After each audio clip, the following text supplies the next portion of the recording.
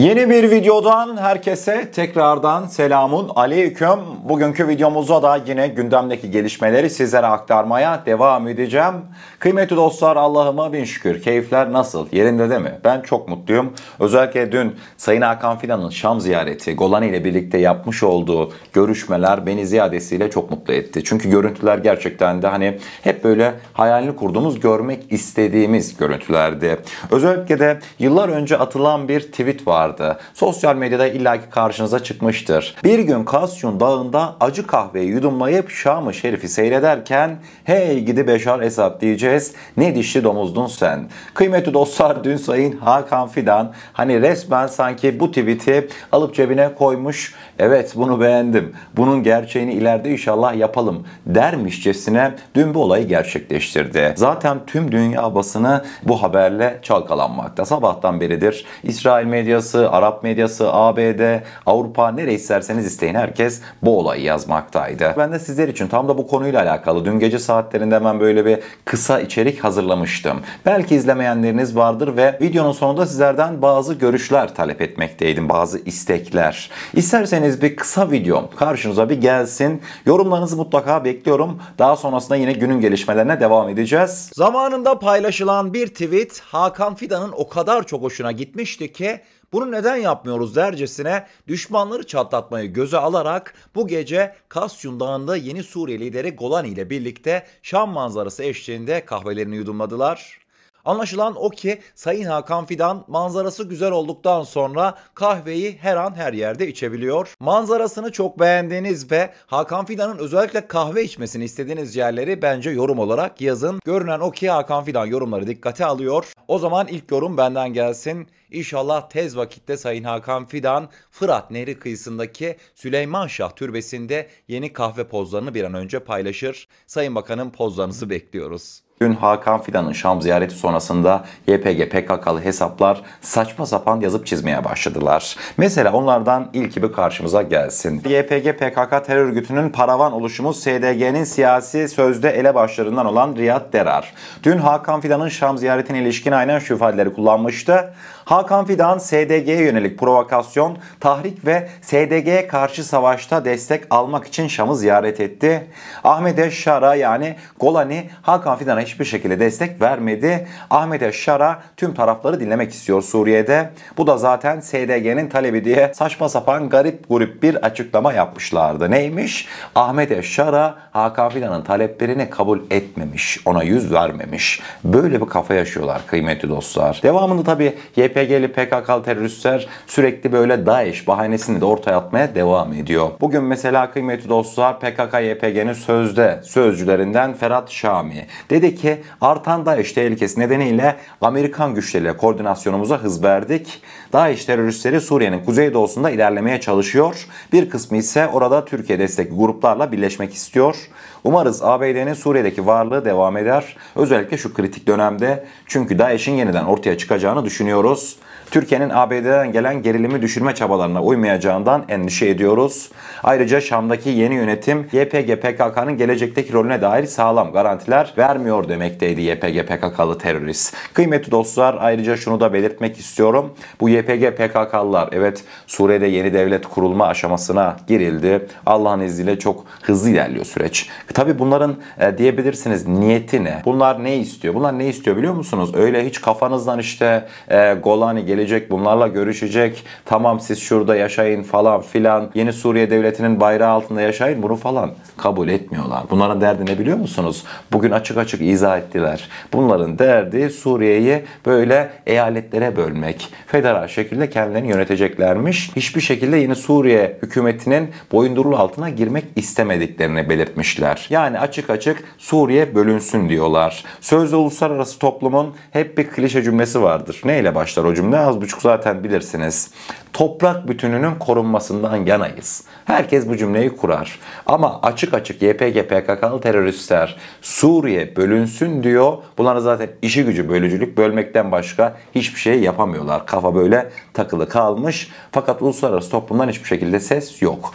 Devamında ABD'den ne açıklamalar geliyor? YPG PKK'lılar sabahtan akşama kadar saçma sapan triplere giriyorlar ama ABD, onların ağababaları ne diyor? Trump'ın artık önümüzdeki günlerde göreve gelmesiyle birlikte yeni ulusal danışmanı olacak olan Mike Waltz, Türkiye hakkında çok önemli açıklamalarda bulunmuştu ve Mike Waltz, ABD askerlerinin önümüzdeki dönemlerde Suriye'de kalıp kalmayacağına dair önemli de demeçler verdi. Açıklamasının son kısmında Türkiye'nin nükleer silah elde edebilmesine dair bir cümle kurmuştu. Dedi ki Başkan Trump kesinlikle haklı. Onun yetkisi ezici bir şekilde bizi Orta Doğu savaşlarına sürüklememekti. Hiçbir şekilde Suriye'de Amerikan askerlerinin dolaşmasına ihtiyacımız yok demekteydi Waltz. Açıklamaların devamında özellikle Türkiye'nin nükleer silah edinimine ilişkin dedi ki eğer ki İran nükleer silah sahip olursa Suudiler de nükleer silah isteyecektir. Hemen devamında Türkler de kendi nükleer silahını yapacaktır. Eğer bölgesel olarak nükleer silahlarınız olursa bu dünya için felaket olur demişti.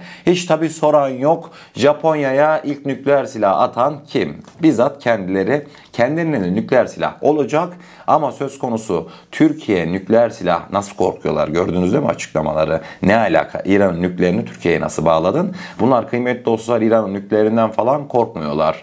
Zaten Mesut Pezeshkian yani ılımlı bir siyasetçi şu an ABD ile. Açık açık tekrardan ABD gelsin işte Uluslararası Atom Enerjisi Kurumu bizi denetlesin. Nükleer silaha ulaşıp ulaşmadığımıza dair bizi kontrol etsin diyor.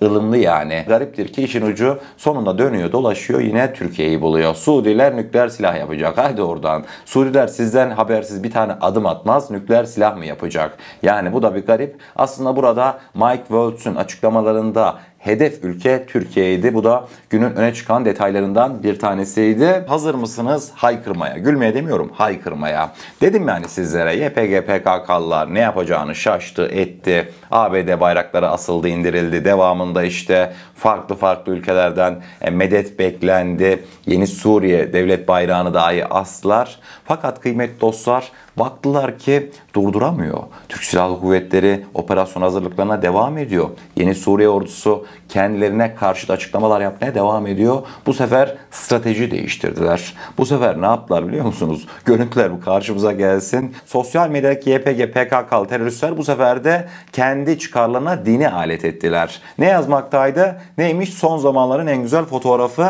Sözde generalimiz ve şeyhimiz aynı karede. İyi ki varsınız. Dedim ya günün sonunda bunlar en son biz çöl Türkleriyiz lan diye haykıracaklar. Yani az kaldı sıra onda. Baktılar ki Arap aşiretler ayaklandılar. YPG PKK özellikle Deir Zor'da, Musul'da, Rakka'da, Aynel Arap'ta istememeye başladı. Ayaklanmalar vardı geçtiğimiz haftalarda hatırlarsınız ve bu cibiliyetsizler sivil halka ateş açmaktaydı. Mevzuları biliyorsunuz. Baktılar ki Araplarla ortak yön ne? Buldular, aradılar, taradılar İslam. İslam'la işte sözde onları etkileyecekler. Böyle sözde alim diye çıkartmışlar. Sözde komutan görüşmelerini bu şekilde lanse etmeye çalışıyorlar. Ama kurtulamayacaksınız. Kaçışınız olmayacak. Hani bir ifade var ya. Kaçmayın sadece yorgun ölürsünüz diye. Aynen bu olay yaşanacak. Vallahi biz kahvelerimizi içtik. Enerjilerimiz yerinde. Ben de zaten demiştim. İnşallah Süleyman Şah Türbesi'ne de o kahveler, o çaylar içilecek manzara eşliğinde Fırat Nehri'nin. Yani az kaldı. Tik tak tik tak zaman ilerliyor. Bunlar artık son çırpınışları diyorum ve İsrail'e gideceğim. İsrail basını bugün sabah uyandığımda şöyle bir göz gezdirdim. Acaba İsrail Suriye'de yaşananlara nasıl yaklaşıyor? Son olarak neler yazılı çizildi diye. Görmüş olacağınız üzere İsrail basını yine kıymetli dostlar özellikle Suriye'deki Türk varlığının kendileri için çok büyük bir tehdit olduğundan bahsetmekteler. İsrail'de Erdoğan'ın Suriye'de atabileceği adımdan duyulan korku denilmekteydi. Haberlerin şöyle içine girdiğimde ise özellikle de İsrailli üst düzey yetkililerin tıpkı Amerikalıların YPG'lilere askeri yardım yapma niyetinde olmadıkları gibi İsraillilerin de YPG'lilere askeri yardımda bulunma niyetinde olmadıklarını açıkça belirttiler denilmekteydi. Haberin devamında da işte İsrail YPG'ye askeri yardım değil ama askeri yardım dışındaki tüm yardımları sağlayacakmış. Bugün sabah saatleri itibariyle yazılan, çizilenler bu. Tabii ki de şimdi İsrail'in bir de özellikle de Şam'a çok yakınlaşması var. Bu gerçekten dikkat edilmesi gereken bir durum. Fakat kıymetli dostlar, bu mevzuyu zaten Türk devleti titizlikle takip ediyor. Şimdi ilerleyen dakikalarda Türkiye'nin buna karşın alacağı yeni önlemleri sizlere videonun başından gördünüz, paylaşacağım. Onun öncesinde mesela özellikle de Türkiye'nin Suriye'de aktif bir rol alması kıymetli dostlar Almanya'yı çok rahatsız etti. Şu an Almanya'da YPG PKK'nın savunuculuğunu yapmakta. Mesela Almanya Dışişleri Bakanı açıklamaları bir karşımıza gelsin. Suriye'de Türkiye'nin Kürtlere karşı bir savaş meydana gelmemeli. Kürtlerden kastı YPG'liler, onu belirteyim. DAEŞ'i geri iten Kürtler oldu. Aynel Arap Kürtlerin DAEŞ'e karşı cesur savaşının sembolüdür. Kürtlerle savaştan karlı çıkan DAEŞ teröristleri olur. Bu hem Suriye hem de Türkiye hem de Avrupa için güvenlik tehdididir. Türkiye'nin tabii ki meşru güvenlik endişeleri var. Terörden kurtulmak istiyor. Ama bu durum Kürtlerin yeniden yerinden edilmesi, yeniden şiddet meydana getirilmesi için kullanılmamalı.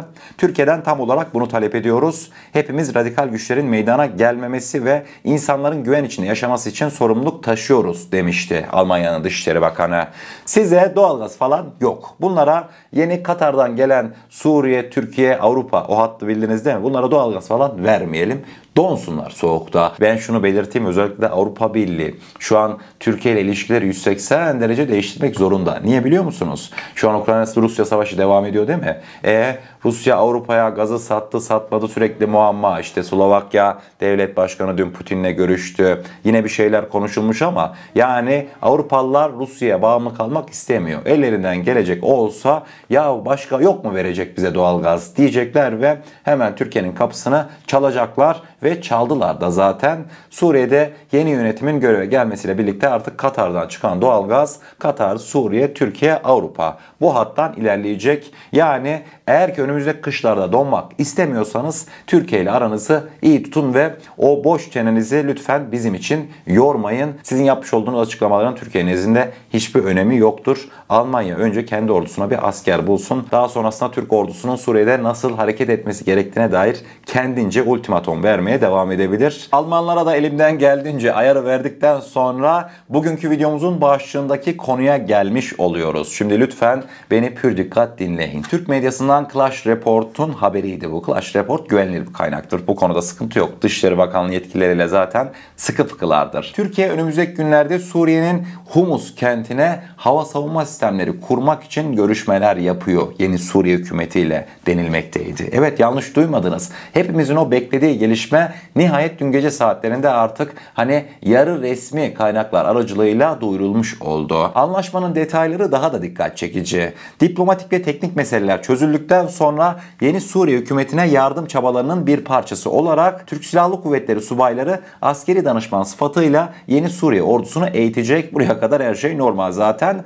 Dikkat edin, Halep ve Şam'daki akademilere danışmanlar gönderilecek. Hava savunma eğitimi amacıyla Humus'ta bir Türk birliğinin konuşlandırılma planına ilişkin görüşmelerin sürdüğü dün Clash Report tarafından duyurulmuştu. Yani bu ne anlama geliyor? İsrail artık kafana göre sağa solu Suriye'de bombalayamayacaksın. Türkiye'nin çelik kubbesi büyük bir oranda zaten tamamlandı. Hiçbir ülkeden, işin güzel yanına bakar mısınız? Şimdi sağdan soldan hava savunma sistemleri aldık. Dönemin Türkiye'nin ihtiyaçları bunu gerektirdi değil mi? Fakat kıymetli dostlar, S-400'leri biz bugün gitseydik işte Humus'a koyacağız. İşte İsrail'in F-35'ine. S-400'lerin zaten İsrail F-35'ine kilitlendi, hiç görülmedi. Esad da Rusya da bunu yapmadı. Geçtim. Biz böyle bir şey diyebilir miydik? Ruslar ne derdi hemen? Şşt, bir dakika, ne yapıyorsun sen? Değil mi? Üçüncü ülkelere yok, transfer yasak. Ama kıymetli dostlar, bizim kendi yerli üretimimiz, şu an çelik kubbe sistemimiz büyük oranda tamamlandığından dolayı biz bugün örnek veriyorum ya, Siper Blok 1 100 kilometre hava savunma sistemi kabiliyeti var değil mi? Gitsek Siper Blok 1'den ya çok değil 10 tane 15 tane bataryayı gitsek böyle Şam'a dizsek sınıra, Humus'a, Hama'ya, Halep'e koysak üçer beşer tane, yani kim bize bir şey diyebilir? Mevzunun güzelliğine bakar mısınız? Kendi milli menfaatlerimiz doğrultusunda Türk mühendislerinin, Türk teknik personellerinin o çok büyük fedakarlıklarla yapmış oldukları sistemler bu şekilde milli menfaatlerimize hizmet ediyor. Bu gerçekten de bambaşka olay. Bu konunun da ayrıca takipçisi olacağım. Çünkü özellikle de zaten bundan sonraki süreçte İsrail'in Suriye'de tekrardan bir kaos çıkartma planı Türk planıyla devre dışı kalacak ve Türk planının en başında da Türk hava savunma sistemlerinin Suriye hava sahasını koruması gelmekte. Bunları zaten daha önce sizlere söylemiştim. Yavaş yavaş artık gerçekleşme aşamasına da gelmiş durumdalar. Güzel gelişmelerdi. Bugünkü haberlerimizde sizlere aktarmış oluyorum. Eğer kanalımıza ilk defa gelmekteyseniz kanalımıza abone olarak bizlere destek olabilirsiniz. Videomuzu da gerçekten beğenmişseniz aşağıda bulunan beğen butonuna basarsanız bizleri oldukça mutlu edersiniz. O zaman ne diyelim? Kendinize çok iyi bakın. Allah'a emanet olun. Her şey istediğiniz gibi olsun. Sağlıcakla.